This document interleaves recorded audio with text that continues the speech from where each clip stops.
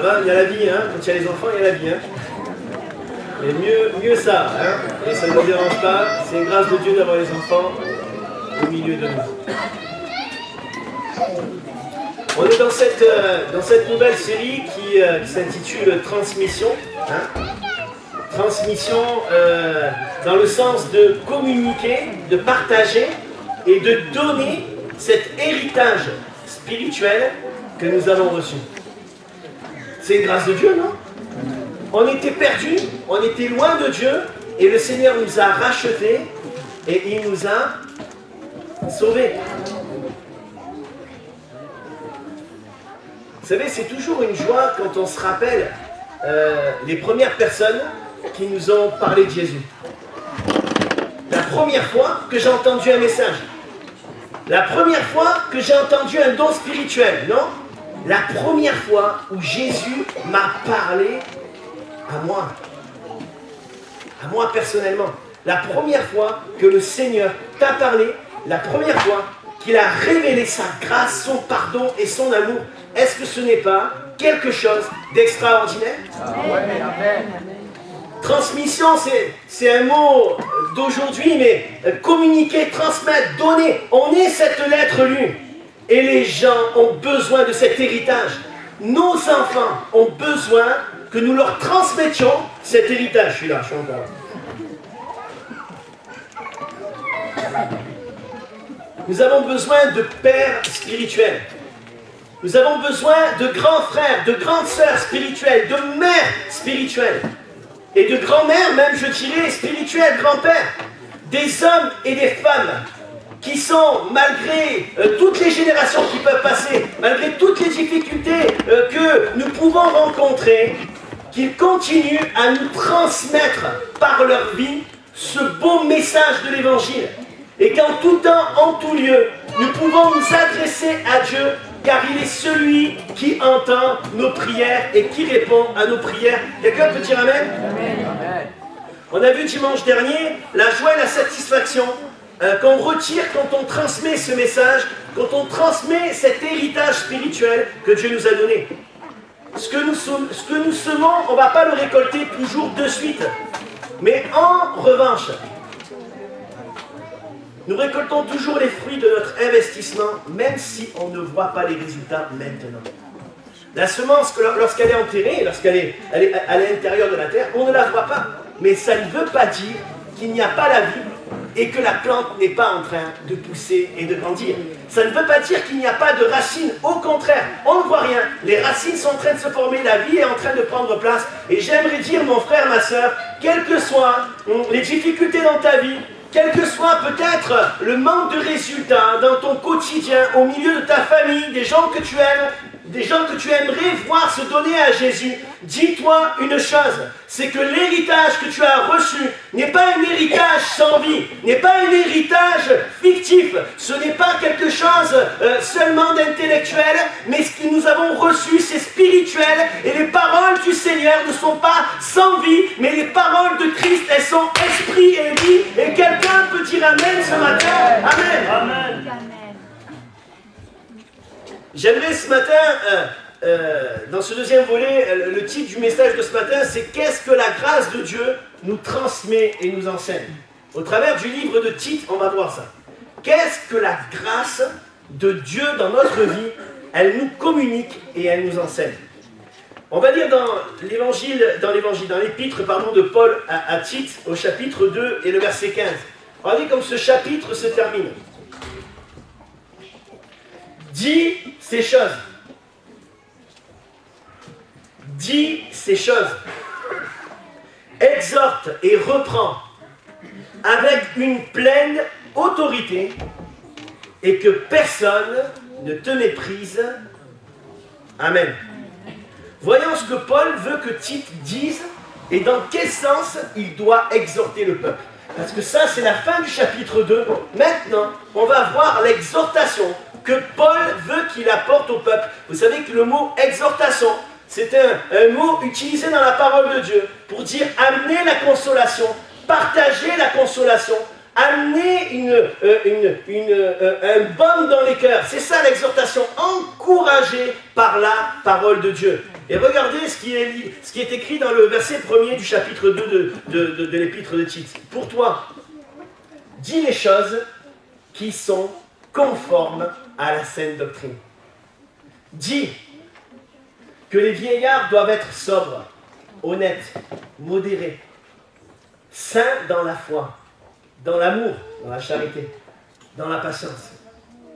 Dis que les femmes âgées doivent aussi avoir l'extérieur qui convient à la sainteté, n'être ni médisantes, ni à donner au vin, qu'elles doivent donner de bonnes instructions, dans le but d'apprendre aux jeunes femmes à aimer leurs maris et leurs enfants, à être dit qu'elles doivent être retenues, qu'elles doivent être chastes, occupées aux soins domestiques, bonnes, soumises à leur mari, afin que la parole de Dieu ne soit pas blasphémée.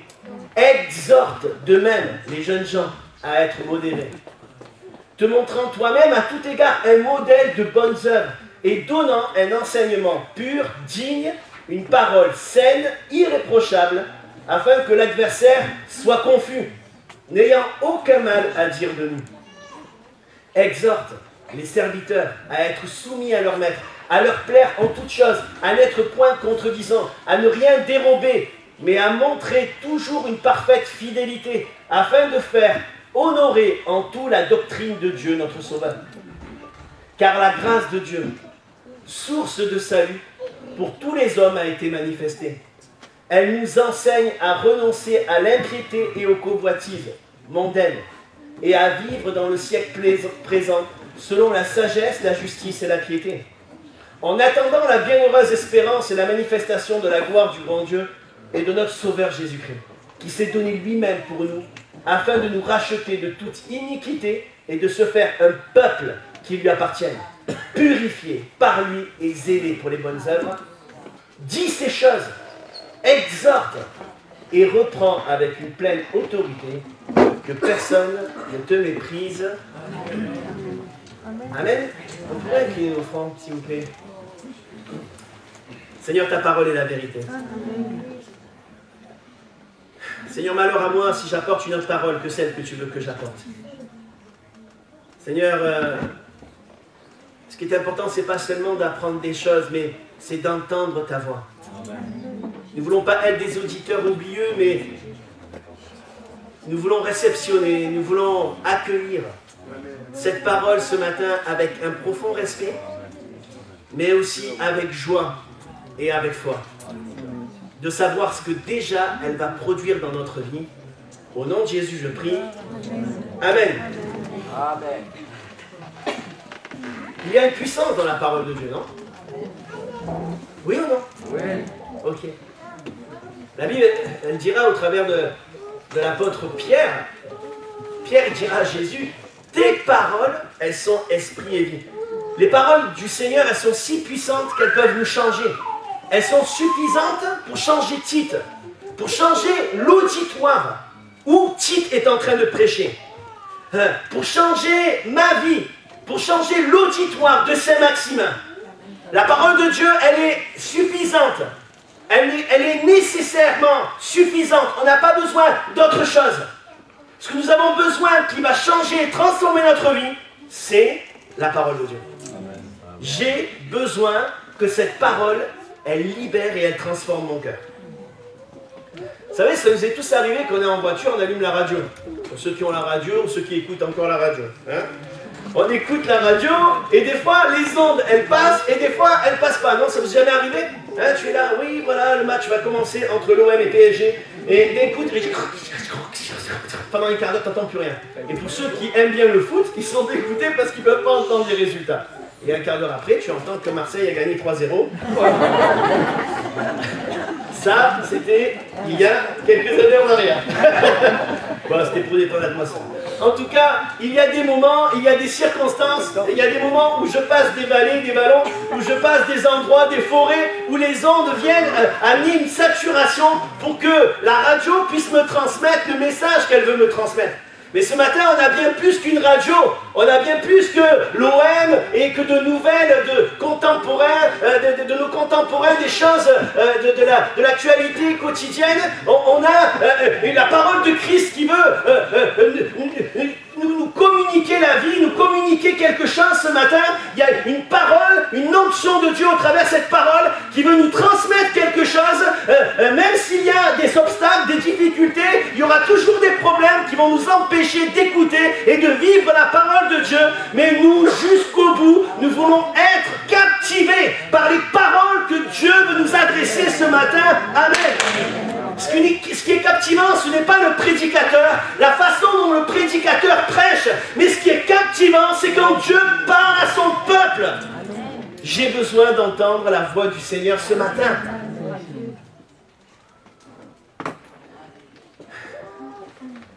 Dieu dit, à titre par l'intermédiaire de Paul, dis les choses. C'est comme ça, non? Pour toi, dis les choses qui sont conformes à la sainte doctrine, verset 1er. Pour toi, dis les choses qui sont conformes à la sainte doctrine. Pas n'importe quelle chose, celles qui sont conformes à la parole. On a des responsabilités en tant que chrétiens. Dieu nous appelle à obéir à la parole de Dieu. Autant pour celui qui dit les choses de la parole, qui proclame la parole, et autant pour ceux qui écoutent et qui entendent la parole de Dieu.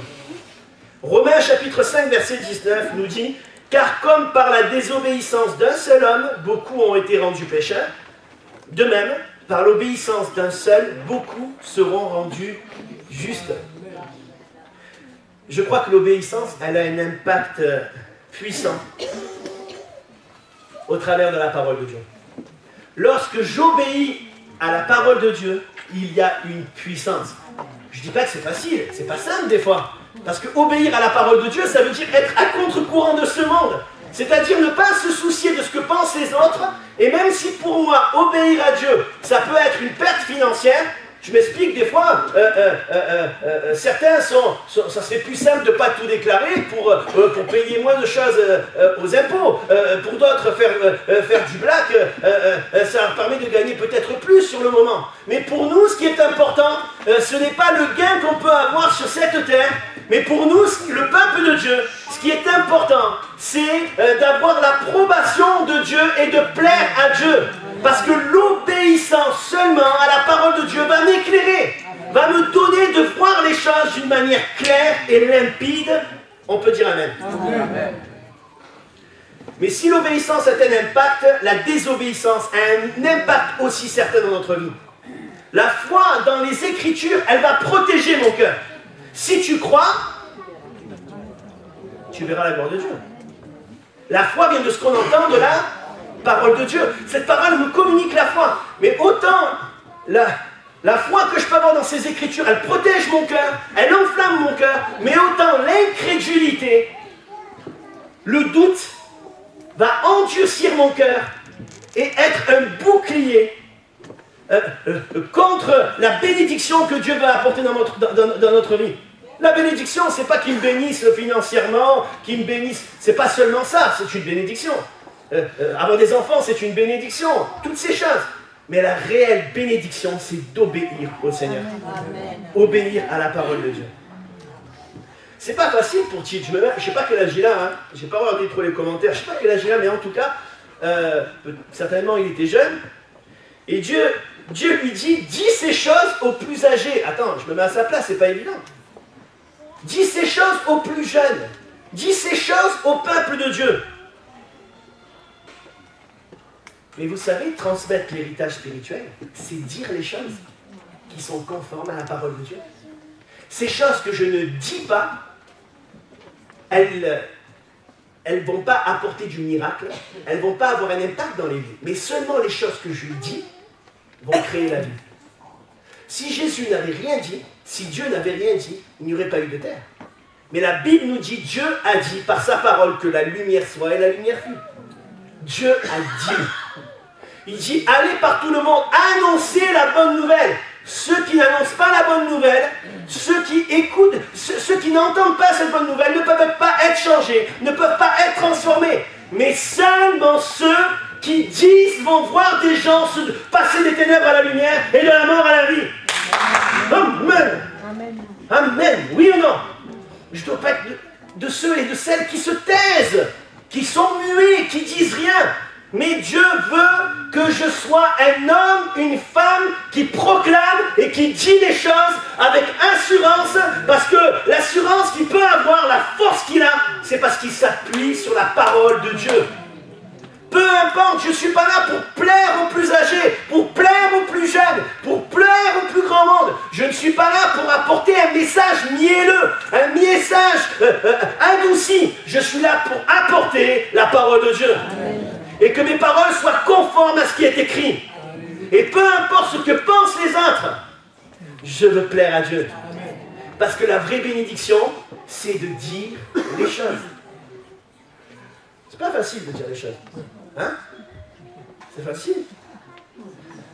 La Bible dit, si ton frère a péché, va, prends le téléphone et appelle tout le monde et raconte à tout le monde ce qu'il a fait, sans que le pasteur le sache, et vas-y, et téléphone aussi aux églises à côté. C'est ça qui t'écrit. Si ton frère a péché, 1. Discrétion, reprends-le entre toi et lui seul. Discrétion entre toi et lui seul. Je répète, discrétion entre toi et lui seul. Afin de le gagner, motivation, motivation, motivation, je répète. Le fait de le reprendre entre toi et lui seul va démontrer aussi que ce que tu veux, c'est pas que tout le monde le sache, faire une mauvaise réputation à cette personne, mais ce que tu veux, c'est gagner cette personne. Dis les choses. Une église qui ne dit rien est une église qui est en train de mourir spirituellement. Une église qui n'annonce plus l'évangile est une église qui va mourir spirituellement. Nous devons annoncer l'évangile. Nous devons dire les choses. Nous devons confronter par la parole de Dieu. L'église de Saint-Maximin ne régressera pas, ne reviendra pas en arrière, mais nous sommes une église qui bâtit avec la parole de Dieu. Nous ne disons pas les choses d'après ce que nous ressentons ou d'après ce que nous avons appris comme ça, à l'aveuglette, mais nous disons les choses conformément à ce qui est écrit dans les Écritures. Amen. Je ne suis pas en colère. Hein? Vous savez, quand on est petit, on a 7 ans, 8 ans, on peut faire des dessins de malades. Et oui, moi je faisais des dessins de malades, pas parce que j'étais doué en dessin, mais parce que j'avais découvert un truc super génial qui s'appelle le calque. Là, Michel est rigole, il dit oui, ça nous rappelle quand on n'avait pas appris nos leçons et qu'on regardait, on calquait sur l'autre ce qu'il avait écrit, mais si c'était trompé, eh ben on avait un 0. Hein. Un calque. C'est une aide. C'est quelque chose qui est conforme à ce que l'auteur a dessiné, à ce que l'auteur a fait. Et on écrit sur ce calque, mon calque. Le calque de l'Église, les calques du chrétien, c'est la parole de Dieu. Je ne fais pas des choses comme je les ressens, comme j'ai entendu comme ça, mais conformément à ce qu'elle dit la Bible. Quel est notre calque? Quels sont les principes auxquels nous croyons, par lesquels nous vivons? On ne doit pas se faire influencer par nos sentiments, ni par la crainte de ce que pensent les autres. Mais notre calque, notre assurance, c'est la parole de Dieu. La source de toutes ces choses, la clé de ce chapitre, en fait, réside au verset 11. On va le lire ensemble. Car la grâce de Dieu, vous lisez comme ça? Source de salut pour tous les hommes a été manifestée. Elle nous enseigne, c'est écrit comme ça, la grâce de Dieu nous enseigne à renoncer à l'impiété et aux convoitises mondaines, à vivre dans le siècle présent selon la sagesse, la justice et la piété. Amen. Amen. La grâce de Dieu, elle nous enseigne. C'est écrit comme ça? Mais pour qu'on soit enseigné, il faut qu'on soit enseignant. Eh oui. Parce qu'il y a une responsabilité pour celui qui dit les choses. Il y a une responsabilité pour celui qui enseigne les autres. Mais il y a une responsabilité pour ceux qui écoutent et qui entendent ce message. C'est bien de savoir et de connaître certains principes de la Bible. Regardez-moi.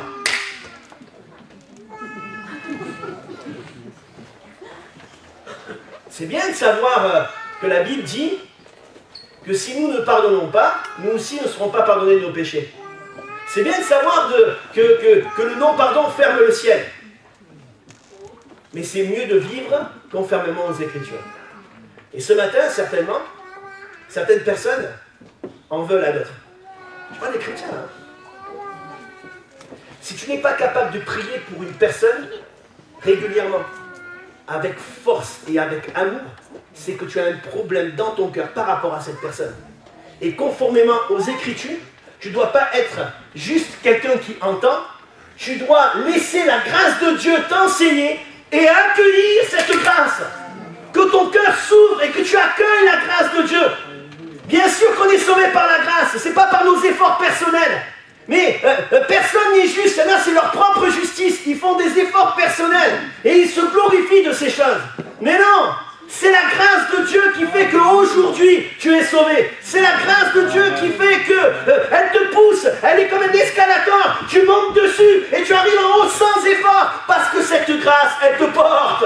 Elle t'enseigne de pardonner ce qui est impardonnable. Elle t'enseigne d'oublier parce que le pardon, le vrai pardon, c'est Jésus-Christ, il prend mes péchés, il les jette au fond de la mer et il ne s'en souvient plus. Comment on prendrait les choses si le Seigneur venait et nous disait, Patrick, je te dis ce matin, rappelle-toi tous les péchés que tu as fait avant, quand tu as dit ça à ta mère, quand tu as dit ça à ton père, quand tu as fait ça, quand on t'a fait ceci, quand on t'a fait cela. Mais c'est invivable. Il n'y a pas de liberté, on est prisonnier. Jésus dit, je prends tes péchés, je les jette au fond de la mer et je ne m'en souviens plus. Ça, c'est la grâce de Dieu, mes frères et sœurs. La grâce de Dieu nous enseigne. C'est la grâce de Dieu, c'est cette onction, cette grâce de Dieu qui nous enseigne quelque chose. Mais on a beau être enseigné, si je n'accueille pas cet enseignement, je ne peux pas être transformé. Seulement ceux qui sont enseignables. Il y a des gens qui ne sont jamais changés. Il y a des gens qui ne sont jamais délivrés. Mais ce n'est pas normal. C'est qu'il y a un problème de cœur, un problème de souplesse, un problème dans ta vie. Le fait que tu n'accueilles pas la parole de Dieu, s'il y a un problème de dureté, il y a peut-être un problème d'orgueil, il y a un problème de résistance. La Bible dit que Dieu résiste aux orgueilleux, mais il fait grâce aux humbles.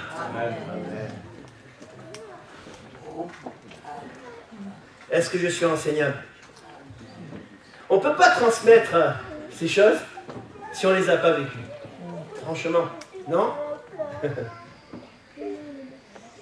Moi, j'ai été convaincu que j'étais sale et que j'étais un pécheur. C'est à cause de moi que Jésus était mort à la croix, que j'étais sale. Et le problème, des fois, des gens ne sont pas changés, transformés, parce qu'ils se sentent propres, au-dessus des autres. Mais toi qui es chrétien, moi qui suis pasteur, je suis sale, je suis un pécheur, tu es une pécheresse. Et seulement le sang de Jésus peut te laver et te purifier. Seulement la grâce de Dieu. Et cette grâce, elle m'enseigne. Cette grâce, elle coule sur ma vie. Et quand j'ai été lavé et pardonné, mais je suis convaincu d'une chose, c'est que je suis propre. C'est pas trop bon ça? Non? Je suis propre, j'étais sale, je suis propre. Je ne le méritais pas, j'étais perdu, il m'a sauvé. Cet héritage que Dieu nous a transmis, il veut un autre tour, que nous le transmettons aux autres. Dis que la grâce de Dieu, elle enseigne toutes choses à nous détourner du péché, que cette grâce, elle me lave, que cette grâce, elle me purifie. Elle te purifie et elle peut purifier les autres. Quelqu'un de convaincu, il est convaincant. Quelqu'un qui a été lavé par Dieu peut parler avec conviction et dire « Jésus m'a pardonné, Jésus peut te pardonner, Jésus peut te purifier. Seulement le sang de Jésus me rend propre. Ni tes excuses, ni ta propre justice te rendra propre, mais seulement le sang de Jésus. » Cette grâce ne fait pas de nous des gens muets. Des gens qui disent « Ah, moi je suis sage, Je ne vais pas saouler les gens avec la parole de Dieu. Oh, réveille-toi, Gary. La véritable sagesse, c'est de dire les choses. C'est ce que ce texte en Tite nous enseigne. La véritable sagesse est de dire les choses conformément aux Écritures. On doit confronter par la parole de Dieu, parce que c'est le seul moyen de construire nos vies. Et que l'Église soit construite. Et qu'elle soit l'appui et la colonne de la vérité. On doit croire que vivre conformément à la parole de Dieu, c'est le seul moyen pour construire nos vies.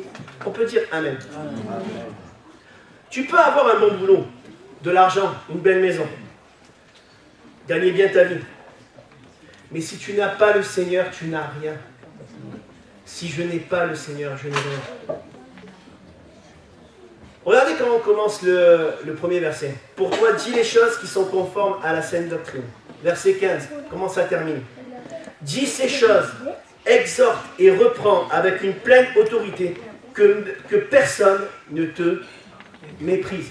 Avec une pleine autorité spirituelle. C'est écrit comme ça? On veut tous avoir une autorité spirituelle. Non? Ça y est, je suis tout seul. On ne veut pas tous avoir une autorité spirituelle. Une pleine autorité. Dire aux paralytiques, lève-toi. Dire aux malades, tu es guéri. Dire aux gens possédés, tu es délivré maintenant. Esprit mauvais, reculez maintenant. On a tous envie de cette pleine autorité, non? Amen. De dire maintenant, l'Esprit de Dieu souffle, il y a des baptêmes dans cet esprit. On n'a pas envie d'une pleine autorité comme ça. Ben, il suffit juste qu'un pasteur t'impose les mains, et ça y est, tu repars et tu as l'onction. Mais ça va pas la tête, quoi. C'est pas comme ça que j'ai l'onction, une pleine autorité spirituelle. Des fois, on a des idées, on croit qu'elles viennent de la Bible. Mais c'est faux. On impose les mains aux malades. Mais celui qui guérit, c'est Jésus. Et pour avoir une pleine autorité spirituelle, il ne suffit pas d'une imposition de main. Mais j'ai besoin que mes paroles et mes actes soient conformes à la parole de Dieu. Si la parole de Dieu a autorité dans ma vie, dans mes actions, dans mes paroles, alors j'ai une pleine autorité. Amen. Si le péché n'a pas autorité dans ma vie, alors j'ai autorité sur le péché.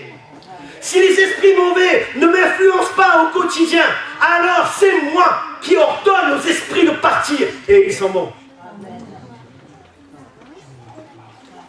Si la parole de Dieu a pleinement autorité dans notre vie, alors nous pouvons avoir, lorsque nous parlons et exhortons les autres, une pleine autorité spirituelle. Ces paroles que Tite communique, c'est des exhortations. Ça va, ça a été le message que Patrick a apporté ce matin. Ça a été une exhortation. On a tous une idée de l'exhortation. On croit que l'exhortation, c'est juste avoir des paroles, peu importe les paroles qu'on a, mais pourvu que ça fasse du bien. Hein? Bah alors on n'a qu'à mettre un film, là, Titanic, n'importe quoi, ça nous fait du bien, ça touche notre émotionnel, on met un film qui nous... Mais ça ne change pas ma vie, ça. Ça change ma vie. Ce qui change ma vie, c'est la parole de Dieu. C'est ces exhortations. Le Seigneur, il voit ça comme une exhortation. Dis au vieillard, dis. Vous savez, souvent on dit les choses. Ne te mets pas avec un inconverti. On désobéit à la parole de Dieu. Pas au pasteur, à la parole de Dieu. Et après, c'est un mariage raté. Et des années que l'ennemi nous vole. Et après, je vois des gens venir dans mon bureau en train de pleurer. Mais ce matin, moi, ce qui est important, c'est pas que j'ai raison. Mais la parole de Dieu, elle a toujours raison. Et Dieu nous exhorte à changer de direction. Et à faire les choses conformément à sa parole. Amen.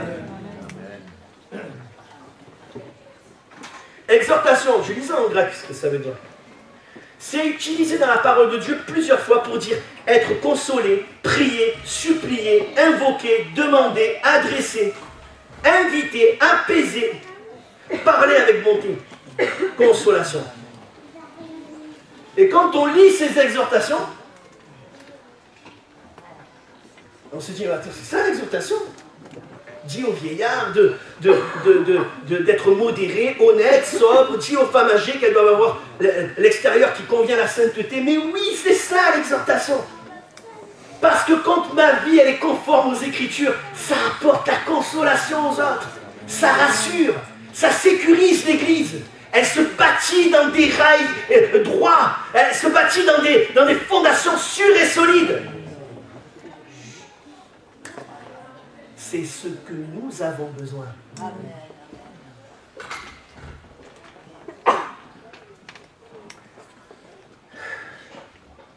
Je vais terminer par là. Jean 8, 30. Comme Jésus parlait ainsi, plusieurs crurent en lui. Et il dit aux Juifs qui avaient cru en lui, si vous demeurez dans ma parole, c'est écrit comme ça? Si vous demeurez dans ma parole, vous êtes vraiment mes disciples. Vous connaîtrez la vérité, et la vérité, elle vous affranchira, elle vous rendra libre. On pourrait dire, nous, ce matin, mais c'est ça, Seigneur, l'exhortation, c'est ça? Consoler? Reprendre, confronter par la parole?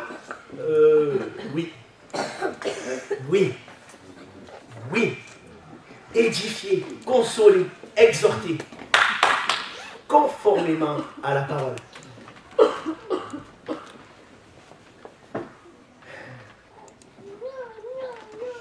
Ils connaîtront la vérité les affranchira. D'abord, je dois entendre cette parole. Je dois l'accueillir. La grâce vous enseignera. Elle vous enseigne. Je dois me laisser enseigner par la parole de Dieu. Je dois être enseignable. Je dois ouvrir mon cœur. Accueillir cette parole avec un profond respect. Accueillir cette parole comme étant une parole qui apporte la liberté dans ma vie. Accueillir cette parole comme étant quelque chose qui va transformer profondément ma vie et sur laquelle je peux bâtir solidement. La grâce de Dieu nous enseigne à écouter la parole de Dieu, à obéir à la parole de Dieu, à connaître la parole de Dieu qui est la vérité et à connaître la liberté. Si je suis enseignable, je peux enseigner. Si je suis obéissant, je peux transmettre l'obéissance et ses principes. Vous savez, des fois on dit « Oh, tu dois être soumis à ton père ». Et le père, à la maison, il n'arrête pas de critiquer le pasteur. Alors oui, tu peux dire à tes enfants, la Bible dit que les enfants doivent être soumis à leurs parents, mais tes paroles n'ont aucun écho, n'ont aucune force, si toi-même, tu n'es pas soumis à tes conducteurs spirituels et au Seigneur. Si je suis soumis, je peux transmettre les principes de la soumission. Si je dis les choses, si je vis les choses, conformément à la parole de Dieu, je peux transmettre et enseigner la grâce de Dieu. La grâce de Dieu, elle nous enseigne. Mais quelqu'un qui ne vit pas conformément à la parole de Dieu, c'est un mauvais témoignage dans le lieu visible et invisible. Quelqu'un qui a vécu la grâce de Dieu, quelqu'un qui a vécu le pardon des péchés, mais qui par sa vie ne vit pas conformément aux Écritures, c'est un mauvais témoignage. Et sa vie ne peut pas enseigner la grâce. Sa vie ne peut pas avoir une quelconque autorité. Mais dans ma vie, j'ai une pleine autorité lorsque je vis conformément à cette parole. Je termine par le verset, on le relit. Verset 11. Car la grâce de Dieu, source de salut pour tous les hommes, a été manifestée. Elle nous enseigne à renoncer à l'impiété et aux convoitises mondaines. Impiété, ça veut dire mépris de Dieu, rejet de Dieu.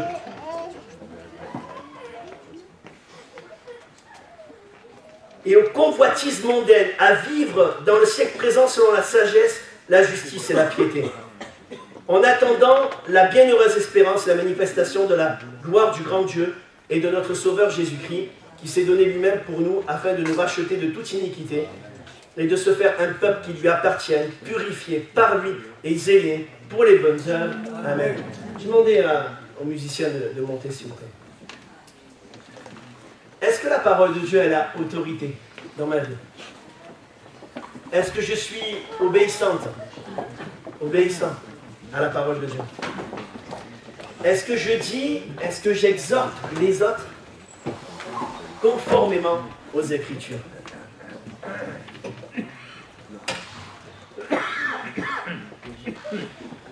Dieu nous appelle à transmettre une onction, à transmettre un héritage spirituel.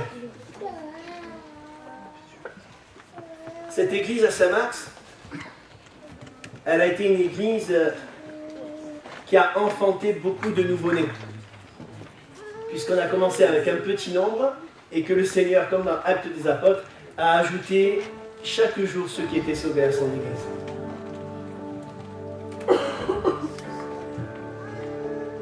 Elle enfante des ministères.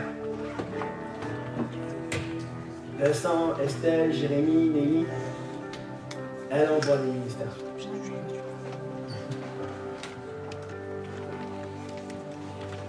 L'année prochaine, ni Jérémie ni Vincent seront là puisqu'ils auront une œuvre et s'en occuperont. C'est une perte pour nous,